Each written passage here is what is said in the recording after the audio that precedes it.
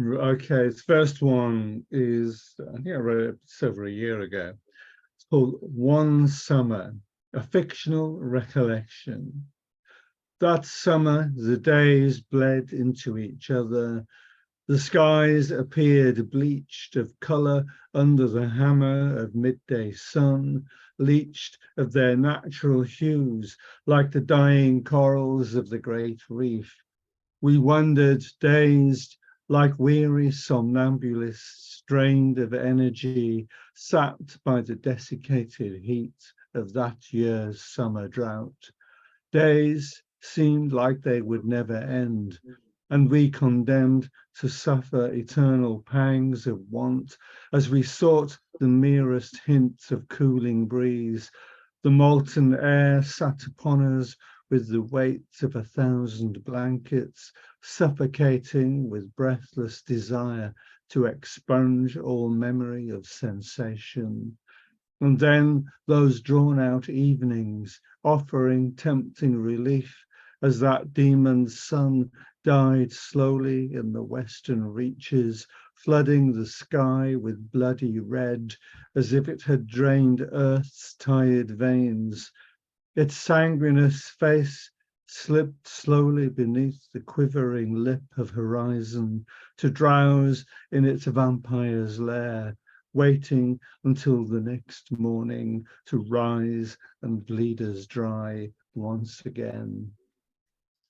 Second one, I may have read it in another open mic, so some of you may have heard this one. So I started thinking about doing some post-pandemic reflections under the collective heading Coming Back Up for Air Again.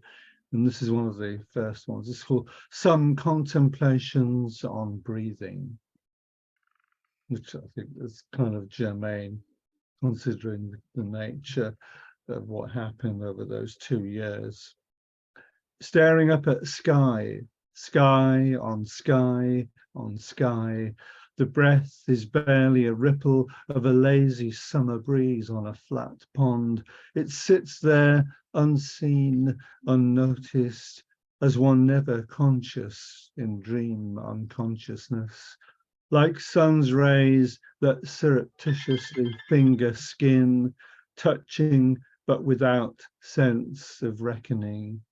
Just part of the everyday scene of life progressing in an orderly fashion, nothing to see here, nothing out of kilter, out of step, nothing until something occurs to break up the daily pattern, reassuring as that seems faded to a neutral grey on the cusp of self-awareness. Then the sudden fault cracks the geological facts on the ground. A rift, a tear in the fabric of normality appears suddenly to dislodge and disturb the equanimity of our dormant senses. Our breathing, until now unnoticed, takes on a new urgency as we realize how ineffably we are entwined within that embrace of gentle breath, the imperturbable stir of a gentle movement that denotes a life taken for granted. What it means under a new set of parameters to be struggling for air, counting the receding seconds, breath by breath. Now, a final reckoning, sudden realization how we depend on it, the delicate, soft movement, more delicate than the movement of a finely tuned, jeweled timepiece. Eyes now opened wide, and wider still with each gasping intake of the precious invisible molecules. Now we can grasp finally that tantalizingly thin line that separates the living from the dead, life from death. And finally finish with a short one. This one is a sonnet, When the Dust Settles. When the dust settles, damping down gritty showers of golden flakes, the day releases its tired frown, as newborn rays of sunlight streak through breaking clouds after peals of rain, stirring up soft rose-petaled scents to expunge the grime of the day's hangover, refreshing aching senses. The cool relief is palpable as freshening breezes clear the sweat from crumpled bodies, incapable of raising one more weak refrain.